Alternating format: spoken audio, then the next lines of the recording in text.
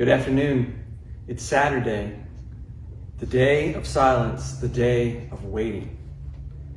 The New Testament authors tell us very little about what happened on Saturday. We get great detail about Friday and lots of detail about Sunday, but little is known about Saturday. All we know for certain is what Matthew tells us in Matthew 27:62 and following.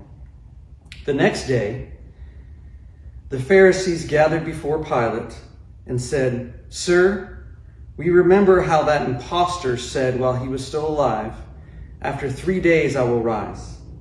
Therefore, order the tomb to be made secure until the third day, lest his disciples go and steal him away and tell the people he has risen from the dead, and the last fraud will be worse than the first."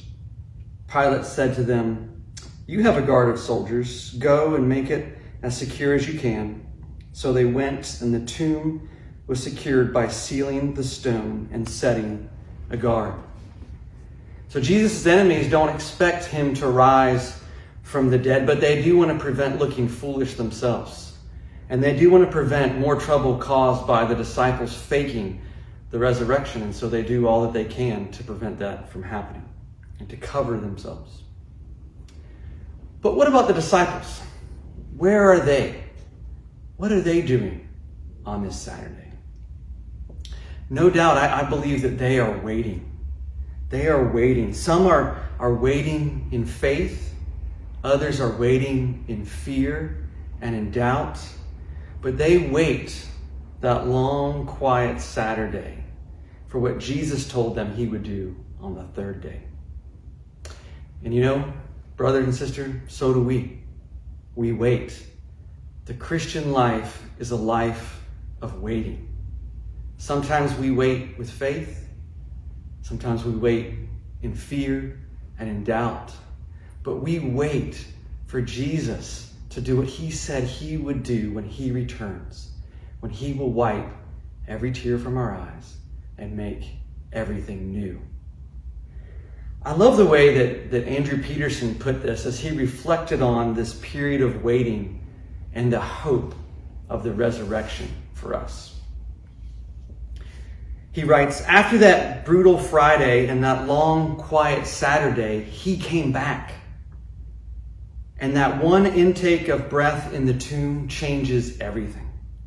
It changes the very reason I drew breath today and the way I move about in this world, because I believe he's coming back again. The world has gone on for more than 2 millennia since Jesus' feet tread the earth he made. What would they have said back then if someone had told them that some 2,000 years later we'd still be waiting? They would have thought back to that long Saturday and said, 2,000 years will seem like a breath when you finally lay your crown down at his feet. We don't even remember what we were doing on Saturday, but let me tell you about Sunday morning. Now that was something." He goes on, "These many years of waiting will only be a sentence in the story. This long day will come to an end, and I believe it will end in glory when we will shine like the suns and stride the green hills with those we love and the one who loves.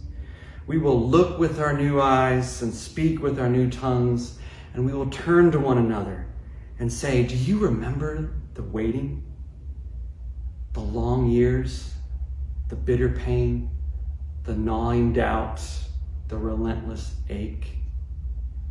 And like Mary at the tomb, we will only say, 'I remember only the light and the voice calling my name and the overwhelming joy that the waiting was finally over.' The stone will be rolled away for each of us. May we wait with faithful hearts."